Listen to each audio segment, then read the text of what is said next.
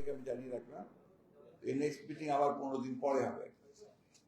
তো আমাদের গতকাল রাতে এই মিটিংটা হয়েছে। মিটিংয়ে সভাপতিত্ব করেছেন আমাদের দলের ভারপ্রাপ্ত চেয়ারম্যান জনাব তারেক রহমান সাহেব। উপস্থিত ছিলেন আমাদের ডক্টর খন্দকার মোশাররফ হোসেন, তিনি অনেকদিন পরে আমাদের সঙ্গে যোগ দিয়েছেন, অসুস্থ ছিলেন।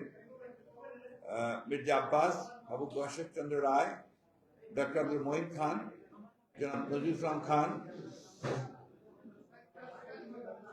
প্লিজ ভাইরা, প্লিজ প্লিজ প্লিজ। আমি নিজে, জনাব আমির খসরু মোহাম্মদ চৌধুরী, জনাব সালাউদ্দিন আহমেদ, বেগম সেলিমা রহমান, জনাব ইকবাল হাসান মাহমুদ টুকু। মিটিংয়ে যেভাবে আপনার প্রথম এজেন্ডা ছিল যে গত সভার বিষয়গুলো অবহিত করা, সেটা করা হয়েছে। দ্বিতীয়টি ছিল অত্যন্ত গুরুত্বপূর্ণ। আপনি জানেন যে আমাদের, সবাই জানেন যে আমাদের দলের চেয়ারপারসন, সাবেক প্রধানমন্ত্রী এবং এই দেশের মানুষের, সাধারণ মানুষের কাছে অত্যন্ত প্রিয় নেতা, এবং যিনি গণতন্ত্রের একজন আপসীন নেত্রী, যার উপরে বাংলাদেশের মানুষ স্বাধীনতার সার্বভৌমত্বের তাকে অত্যন্ত প্রহরী মনে করে। সেই নেত্রী বেগম খালেদা জিয়ার স্বাস্থ্যের গুরুতর অবনতি হয়েছে এবং এই সভা রোগ মুক্তির জন্য দোয়া করা হয়। সভা মনে করে যে গণতন্ত্র পুনরুদ্ধারের জন্য দেশনেত্রীর অবদান, সংগ্রাম এবং আত্মত্যাগ সাম্প্রতিক গণতান্ত্রিক বিশ্বে অতুলনীয়। প্রকৃতপক্ষে আপনি এখন চতুর্দিকে সারা দেশের দিকে তাকান, শুধুমাত্র গণতন্ত্রের জন্য এত ত্যাগ স্বীকার এখনো করছেন এবং জীবনের ঝুঁকি নিয়ে করছেন, অর্থাৎ বন্দী হয়ে আছেন, কোনো আপোষ করেননি। একমাত্র আপনার মিয়ানমারের সূচি আর আমাদের দেশের বেগম খালেদা জিয়া গণতন্ত্রের জন্য সংগ্রাম করে এই পর্যায়ে আর কেউ করেছেন বলে আমার জানা নেই।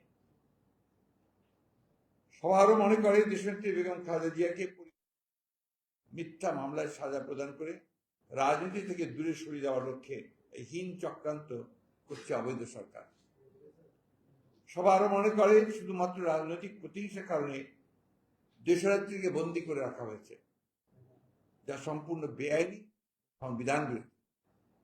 কারণ she has every right to get visa, জামিন, বেইল। সেই বেইল কেন তাকে বেইল দেওয়া হয়নি এটা আপনার কোনো ব্যাখ্যা নেই। কেন তার 5 বছরকে 10 বছর করা হলো এটার কোনো ব্যাখ্যা নেই। অনেকে বলে যে এটা ক্ষোভের কারণে হয়েছে। ক্ষোভটা কিসের? একজনকে আপনি সাজা দিচ্ছেন, তারকে আপনি ক্ষোভ করে তাকে বাড়াবেন, এর চেয়ে বড় বেআইনি কাজ তার কিছু হতে পারে না, অমানবিক কাজ কিছু হতে পারে না। এবং সেই যদি ওরা না বাড়াতেন হাইকোর্টে সেই বিচারক, তাহলে কিন্তু এখন বেগম জিয়া মুক্ত হয়ে যেত। এর মধ্যেও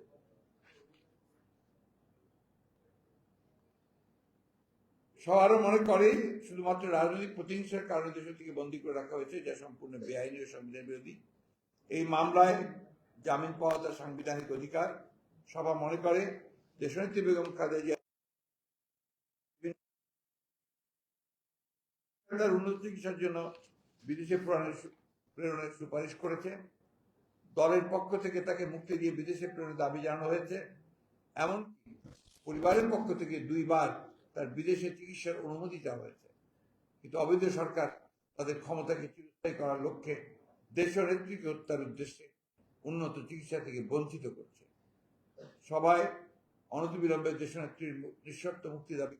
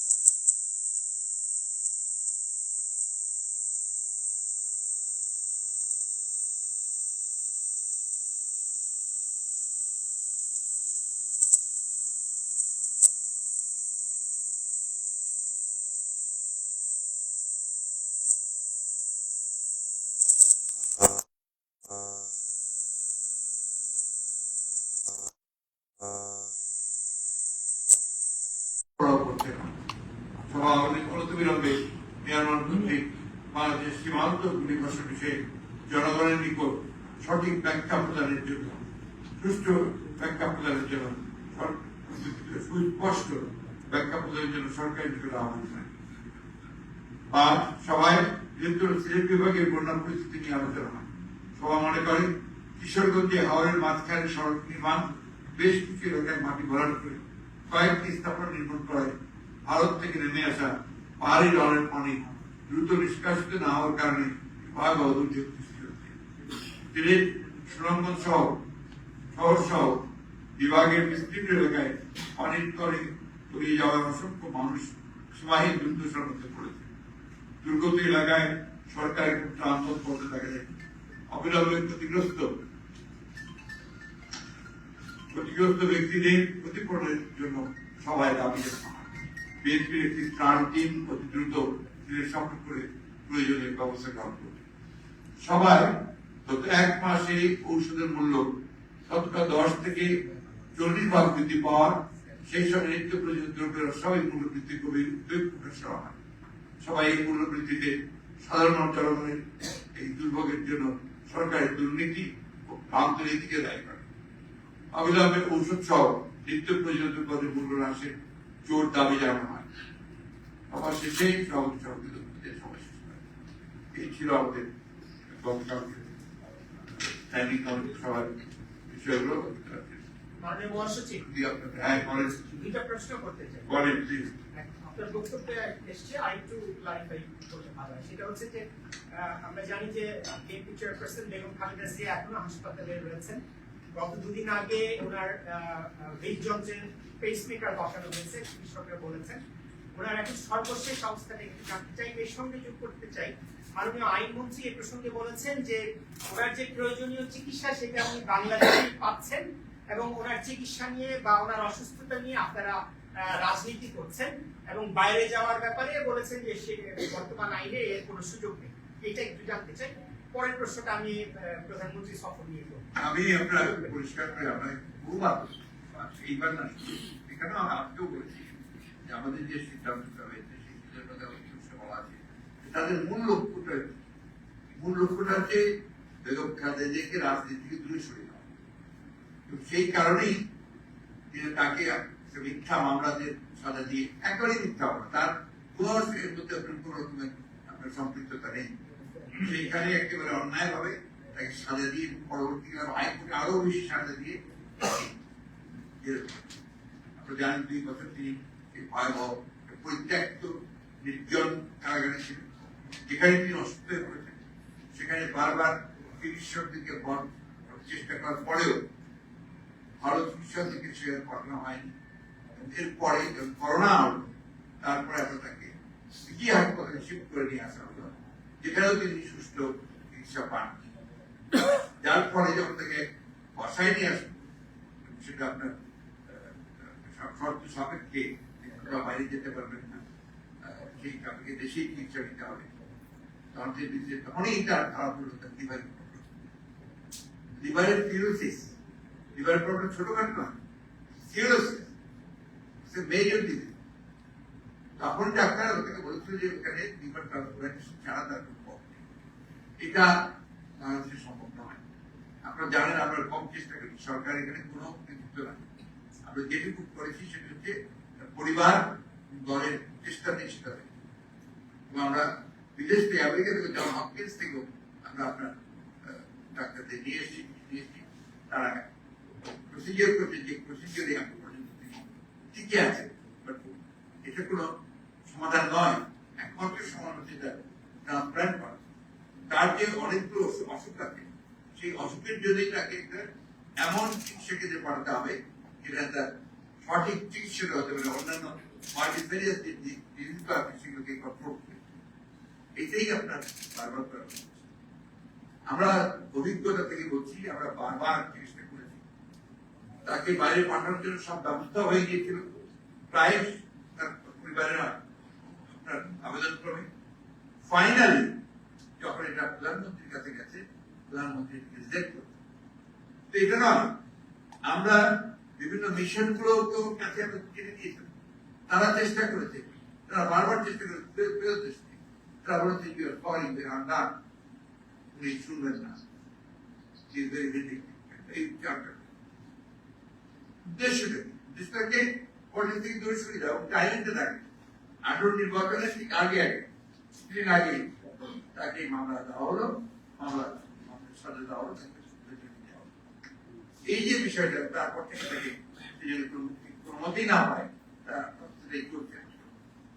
আপনি দেখুন প্রতিবার এই এবার আপনার নির্বাচনের ব্যাপারটা দেখুন, একইভাবে দেশের থেকে নির্বাচন থেকে দূরে সরিয়ে রাখা হয়েছে, একইভাবে বিএনপি যেন নির্বাচন থেকে দূরে সরে থাকে, সে কোনো মতেই নির্বাচন যেতে না পারে।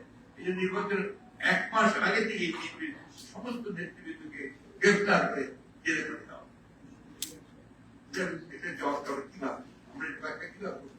একটাই ব্যাখ্যা, সরকার চায় না যে বিএনপি কোন নির্বাচন আসুক, তারা জানে যে বিএনপি নির্বাচনে আসতে, বিরোধী নির্বাচনে আসতে তাদের জামানত দেওয়া থাকবে। এখন কেমন আছেন? এখন তিনি সকাল পর্যন্ত যতটুকু জানি আমি, তিনি ক্যাবিনেট শিফট করা হয়েছে কালকে তাকে, এবং তাও করার কথা না, কিন্তু তিনি আপনার সিসিইউতে ব্যক্তিগতভাবে তিনি কিছুতে অ্যাডজাস্ট করতে পারেন না, কারণ সিসিইউ প্রেসিডেন্ট গুলো ক্যাবিনেট শিফট করা হয়েছে, সেখানে সেভাবে তিনি স্টেবল হচ্ছেন এখন।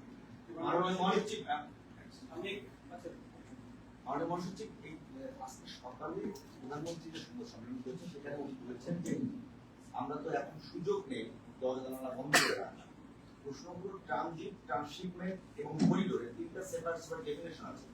এর আগেও বাংলাদেশ ট্রানজিট দিয়েছে, কিন্তু এবারে যে চুক্তি করেছে সেখানে দেখা যাচ্ছে যে এটি ট্রানজিট কিংবা ট্রান্সশিপমেন্ট নয়, এটা সরাসরি করিডোর দেওয়া হচ্ছে, যেটি একটা দেশের জন্য সার্বভৌমত্বের জন্য বড় হুমকি।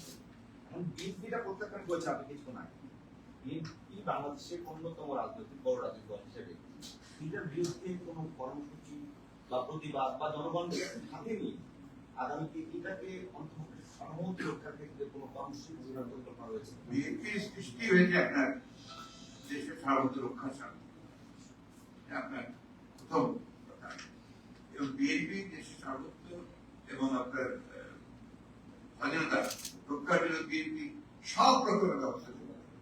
আমরা 28 তারিখে আপনার একটা বিস্তারিত সংবাদ সম্মেলন করতে যাচ্ছি, এরপরেই আমরা জেনারেলে কর্মসূচি আমরা নেব, আপনারা জানতে পারবেন। আমাদের একটা কথা খুব পরিষ্কার, এটা কিন্তু আমাদের বক্তব্য, আমাদের আন্দোলন বা এটা আমাদের ভারতের বিরুদ্ধে নয়, এটা এই সরকারের বিরুদ্ধে। সরকার সম্পূর্ণভাবে ব্যর্থ হচ্ছে ভারতকে ব্রিজ করতে বা তার কাছ থেকে দাবি আদায় করে নিচ্ছে। আমার পানির হিসা না করে এসে আপনার তিস্তা আপনার পানি আমাদের সবচেয়ে আগে দরকার, তিস্তা প্রকল্পের কাজ করতে চায়, কারণ প্রকল্প করলে অনেক টাকা, সেই টাকার আসল উদ্দেশ্য আমার পরিষ্কার করে আজকে মমতা বলে দিয়েছে আমাকে বাদ দিয়ে, পশ্চিমবাংলাকে বাদ দিয়ে করা যাবে না, তারা দেবে না। আপনাকে তো অবশ্যই এটার জন্য প্রেশার ক্রিয়েট করা দরকার জাতীয় রাজনীতি। ফারাক্কা একদিন হয় যতটুকু পেয়েছি, ফারাক্কা থেকে আন্দোলনের ফলে পাওয়া গেছে দেশে এবং বিদেশে, ইউনাইটেড নেশনসের কেন আজ পর্যন্ত এই সরকার আমরা যে অভিন্ন নদীগুলোর পানি পাচ্ছি না, এটা কিন্তু আমাদের সমগ্র দেশের মানুষ আপনার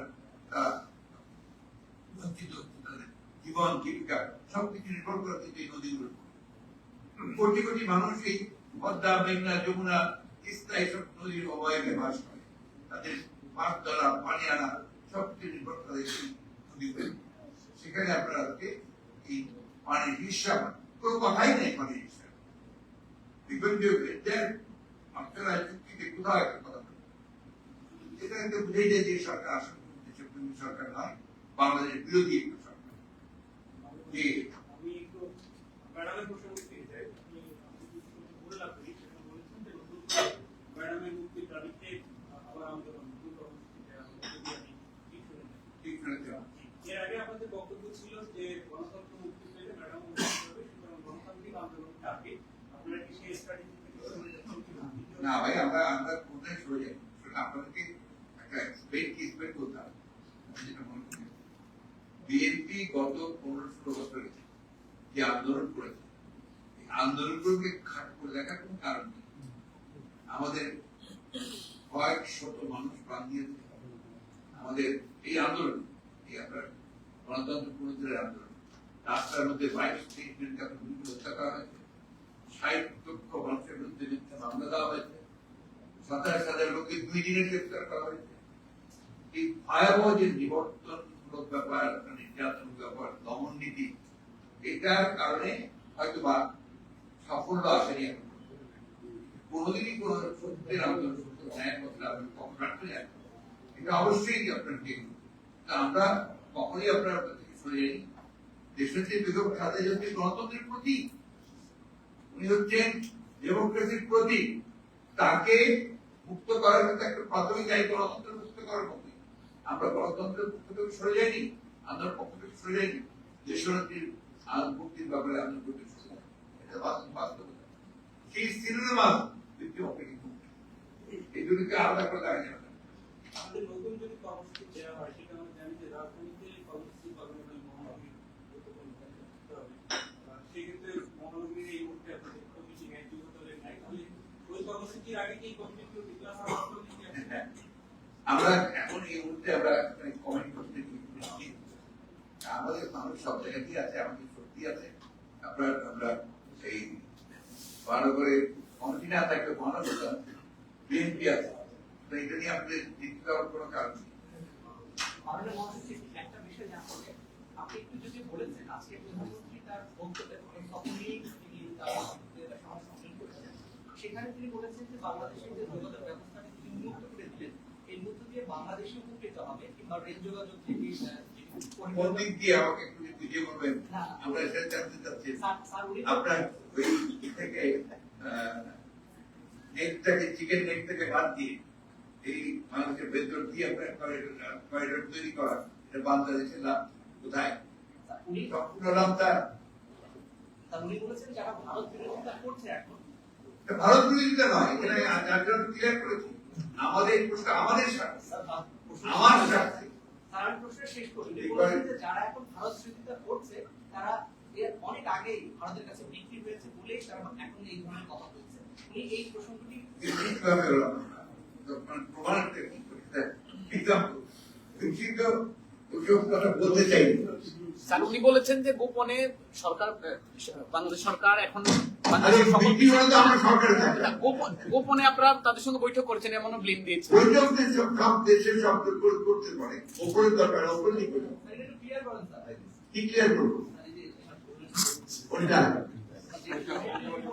বৈঠকের বিষয়টা স্যার উনি বলেছেন যে আমরা কি তাহলে আমাদের দরজা জানালাগুলো বন্ধ করে দেব? কখনোই না, দরজা খোলা থাকবে। কানেক্টিভিটি আমাদের আমার স্বার্থ নিয়ে হবে, আমার স্বার্থকে বিসর্জন দিয়ে হবে না, আমার পানিকে বাদ দিয়ে কোনো যুক্তি হবে না। আপনি পানির ব্যাপারে কিছুই করছেন না, সীমান্ত লোক হত্যা করে মারছেন, মারছে তারা। আপনি কি বলেছেন? কয়টা কথা, এর মধ্যে একটা কথা আছে সীমান্ত হত্যার ব্যাপারে, এই চুক্তিতে একটাও নেই। এখানে আপনি কি বলবেন? আমার প্রশ্ন হচ্ছে যে প্যাট্রিয়ট, যে দেশপ্রেমী মানুষ, সে তার নিজের স্বার্থটা আগে দেখবে দেশের, এবং সেখানে নিজেই বলেছেন না, আমি সব কিছু উজাড় করে দিয়ে দিয়েছি, অনেক আপনাদের বলেছেন তো, তো উজাড় করে দিয়ে তো রেজাল্ট পাচ্ছেন, এবারও সব উজাড় করে দিয়ে এসেছেন, আবার রেজাল্ট পাবেন।